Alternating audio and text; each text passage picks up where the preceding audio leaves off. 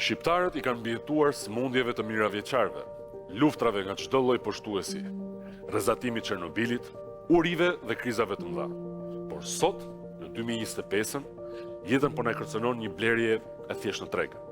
Një kokër mandarin me pesticide, një prodhim mishi me salmonel, një vezë nga pulat smura me grip shpendësh.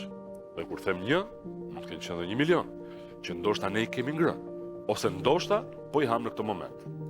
Dhe kur trupi jon larg qoftë të dorëzohet nga këto helmime, fajsimi i atyre që me vetdije e kanë bërë këtë helmim, popullate, do të ishte i pamundur.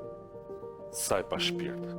Aq e pa shpirt sa do ta kishte zilit çdo pushtues, sepse po ta mendosh mirë, salmonela kushton më lirë se sa një armë.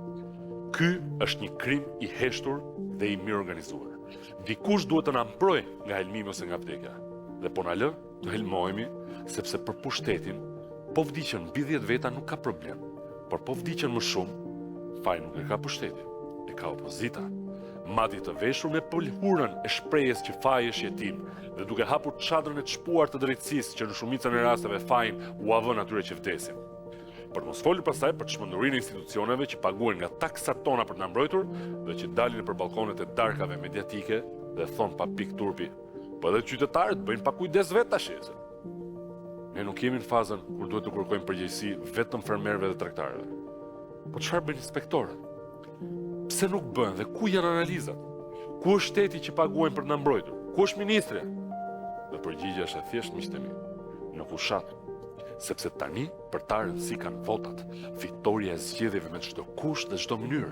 Po këto skandalet ushqimore, këto helmimet, rreziku i jetës, çfarë problemi kanë? Nëse helmohen dhe vdesin sa njerëz. Koha ka treguar që edhe të vdekurit votojnë. Ky nuk është më treg. Është një fushë e minuar dhe ne si qytetarë po ecim zbathur e symbyll.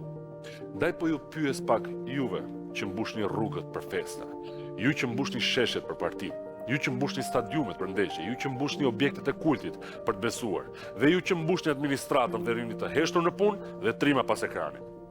A ju vjen keq për veten tuaj ose për fëmijët tuaj se me çfarë po e mbushim tryezën? Çfarë duhet presim? Që të humbasim të gjithë që të reagojnë? Po qofse bijem të gjithë, kush do mbetet në këmbë që të ngrihet për ne?